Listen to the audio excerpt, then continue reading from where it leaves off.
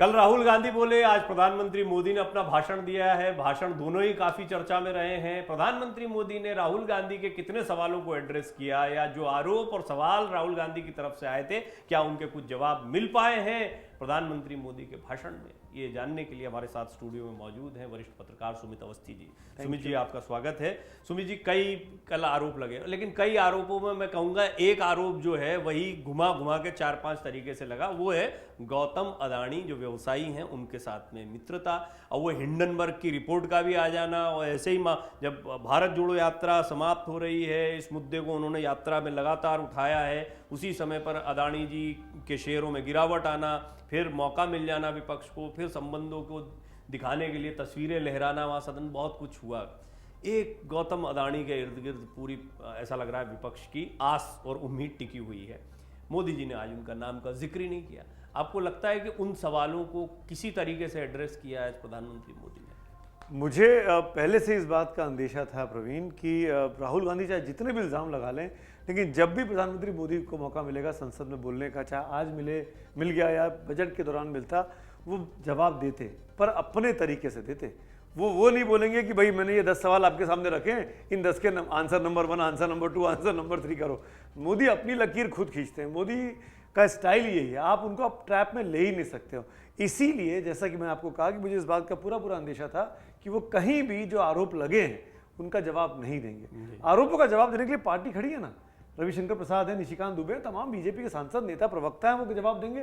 प्रधानमंत्री क्यों एक ऐसे नेता के जवाब दें जो विपक्ष का नेता भी नहीं है, जो कांग्रेस पार्टी की सबसे बड़ी पार्टी का अध्यक्ष भी नहीं है, जो मात्र एक सांसद है। कांग्रेस के लिए राहुल गांधी बहुत बड़े होंगे, पर बीजेपी के लिए राहुल गांधी ना पद से बड़े हैं ना कद से बड़े हैं मोदी के सामने। तो इसीलिए उन्होंने बहुत स्मार्टली इस चीज़ को टैकल नहीं किया, पर एक दो जगह उन्होंने अपने जवाबों में इशारा किया, टोंट मारा, तंज कसा कि राहुल गांधी पहले तय कर लें कि मेरे नेतृत्व में जो सरकार बनी है उसमें भारत कमजोर हो रहा है या मजबूत हो रहा है। तो अब कुछ सवाल हैं, हालांकि जैसा मैंने कहा आपको कि घुमा फिरा के सवाल उसी के, तो मैं एक दो सवाल जो बहुत कॉमन दिखते हैं, पहले 2 सवाल शुरुआती।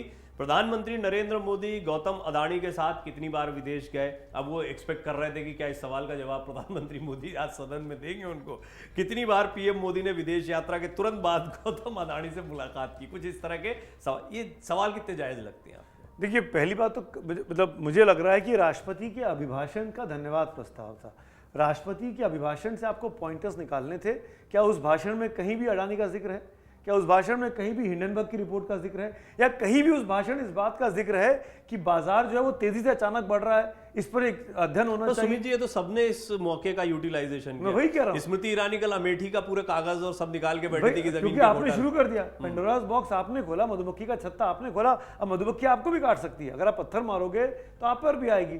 तो निशिकांत दुबे हो या स्मृति ईरानी हो, उन्होंने अपने अपने तरीके से राहुल गांधी को घेरने की, उनकी आलोचना करने की पूरी कोशिश की। प्रधानमंत्री मोदी, मुझे ऐसा लगता है कि ये मामला बड़ा है। हिंडनबर्ग की रिपोर्ट आना, अडानी के शेयर्स का गिरना, इस पर एक ऑफिशियल स्टेटमेंट सरकार की तरफ से संसद में, संसद के बाहर वित्त मंत्री दें, वित्त सचिव दें, आना चाहिए। क्योंकि बहुत सारे लोग स्टॉक्स में इन्वेस्ट करते हैं। हो सकता है कि आम तबका ना करता हो सकता है कि किसी खास पार्टी का कोई वोटर तबका ना करता हो, पर शहरों में रहने वाली पब्लिक जो है, अब मैं खुद नहीं करता हूँ, मैं स्पष्ट कर दूँ, मैं शेयर मार्केट में पैसा नहीं लगाता हूँ, मुझे पता भी नहीं कैसे होता है। हमने भी बचपन से सुना कि बड़ी गड़बड़ काम होता है। नहीं, उसमें जुआ है ना, वो जुआ है। मैंने एक वीडियो आज अपने इस पर पोस्ट किया है, उसमें व्हाट्सएप पे आया, ये लालच है, जुआ है। आप पहले जीतते हो, आपको लगता है कि जीतते रहोगे, फिर अचानक ऐसा झटका लगता है कि जितना कमाया था, जितना लगाया था, वो भी निकल जाता है। तो वही हुआ, आसान कमाई के चक्कर में आप, बिल्कुल, लालच तो बुरी बला है। खैर, तो मैं कह रहा था कि इस पूरे मामले पर राष्ट्रपति के अभिभाषण पे चर्चा होनी चाहिए थी ना। तो राहुल गांधी ने पिच छोड़ दी, वो अडानी पे चले गए। उनको लगा अडानी पे मोदी को घेर लेंगे, मोदी के दामन पर दाग लगा देंगे कि आप तो एक पूंजीपति के, उद्योगपति के साथ हैं, आप जो है वो गरीबों की बात नहीं करते हैं, आप अपने दोस्तों, जो कि उनका ट्वीट भी है आज का कि जवाब नहीं देंगे, मित्रों का फायदा करेंगे। राहुल गांधी आज भी उसी पिच पर कायम है। राहुल गांधी ये बयानबाजी पिछले 3 साल से कर रहे हैं, 19 का चुनाव हारने के बाद से, कि अंबानी अडानी हम दो हमारे दो, मित्रों के साथ हैं, गरीबों को नहीं पूछते हैं। पर इसके बावजूद भी कांग्रेस पार्टी क्या वाकई में इस मुद्दे को जनता तक पहुंचा पाई है? क्या जनता राहुल गांधी के इन मुद्दों को बड़ा मुद्दा मानती है? ये देखने वाली बात है, इसको तौलने की बात है। राहुल गांधी को इसकी व्याख्या करनी होगी कि जो वो उठा रहे हैं उस पर उनको रिजल्ट कितना मिल रहा है। अच्छा, ये बार बार एक जो सवाल हैं राहुल गांधी के, उसमें जैसे कितनी बार विदेश में गौतम अडानी ने पीएम मोदी से मुलाकात की और कितनी बार पीएम मोदी के विदेश यात्रा से लौटने के ठीक बाद उसी देश में अडानी को ठेका मिला। ये इससे क्या आपको लगता है कि इसमें कितना वैलिड पॉइंट एक पॉलिटिकल पार्टी के बड़े नेता की तरफ से आपको लगता है कि अडानी को विदेश में कहीं कोई ठेका मिल रहा है, कुछ मिल रहा है? क्या वो ये जोड़ना चाह रहे हैं कि प्रधानमंत्री मोदी किसी एक व्यवसायी को फायदा पहुंचाने की कोशिश कर रहे हैं? और अगर ऐसा है तो भी ये कितना बड़ा राजनीतिक मुद्दा है, इसका एक पहलू मुझे जरूर समझ। देखिए, ये बहुत इंपॉर्टेंट चीज़ है। अच्छा सवाल है प्रवीण आपका ये। मैंने कल भी कहा, मैं फिर रिपीट कर रहा हूँ कि सरकारों को देश में अर्थव्यवस्था को दुरुस्त रखने के लिए, पटरी पर लाने के लिए उद्योगपतियों की जरूरत पड़ती है। इतिहास का भी जिक्र इतिहास का भी पंडित नेहरू के समय पे बिरला टाटा थे, इंदिरा गांधी के समय पे अंबानी थे, मोदी के समय पे अडानी है। इसके अलावा भी देश में बड़े बड़े उद्योगपति हैं। सुनील भारती मित्तल हो गए, गोदरेज का परिवार हो गया, बॉम्बे डाइंग का परिवार हो गया, वाडिया फैमिली हो गई, डाबर हो गया, बहुत सी चीज़ें, में नाम लेने की जरूरत नहीं है। लेकिन मेरा कहना यह है कि सरकार को, अगर सरकार अपनी जेब से तो काम करती नहीं है, सरकार नीतियां बनाती है, माहौल बनाती है कि उद्योग धंधे देश में आए, या तो अपने लोग लगाएं या विदेशों से निवेश आए। तो सरकार का काम है नीतियां बनाना। नीतियों से फायदा कौन उठाता है? उद्योगपति उठाते हैं।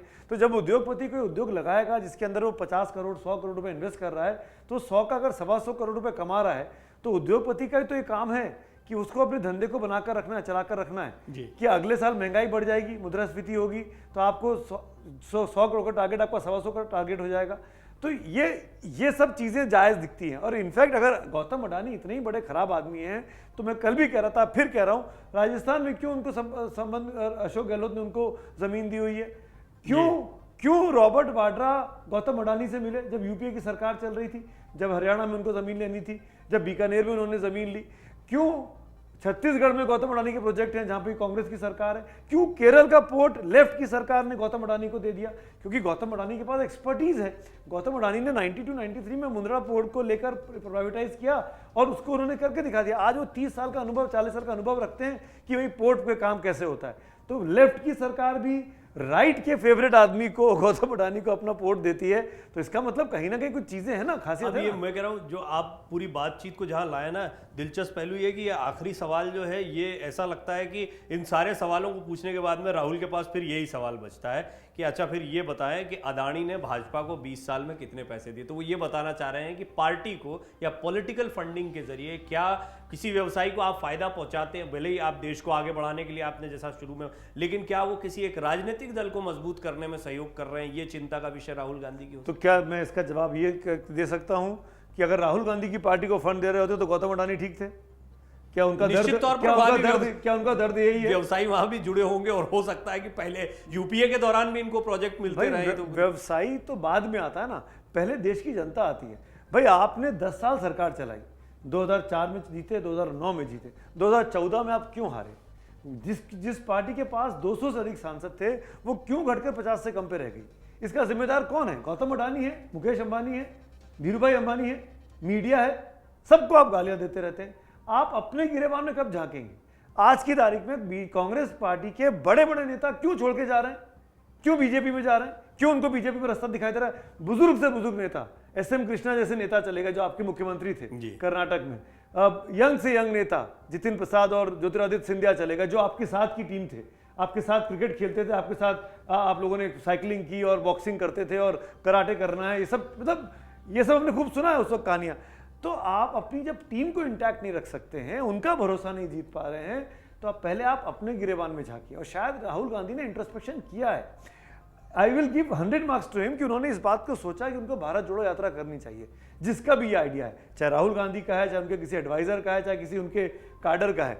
इसके लिए राहुल गांधी ने यात्रा के बारे में सोचा, यात्रा निकाली, यात्रा तन मन से पूरी की, और वो पार्ट 2 निकालने की तैयारी कर रहे हैं, पूरब से पश्चिम वाली। तो मुझे लगता है कि इसके लिए राहुल गांधी को श्रेय मिलना चाहिए। पर क्या इससे आप मोदी को मुकाबला कर पाएंगे? मोदी का तीसरा चुनाव हरवा पाएंगे? इसमें अभी बहुत दूर है। तो ये बहुत दूर की कौड़ी है। देखिए, हाँ, ये है कि इमेज मेकिंग में या अपने आप को पहले से बेहतर करने में कामयाबी मिली है।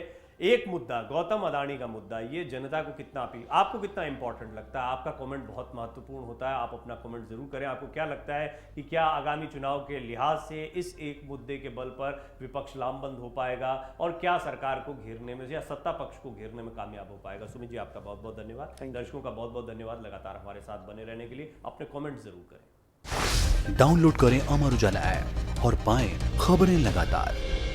अगर आप ये वीडियो YouTube पर देख रहे हैं तो हमारे चैनल को सब्सक्राइब करें और बेल आइकन को दबाना ना भूलें। अगर आप Facebook पर ये वीडियो देख रहे हैं तो हमारे पेज को लाइक करें।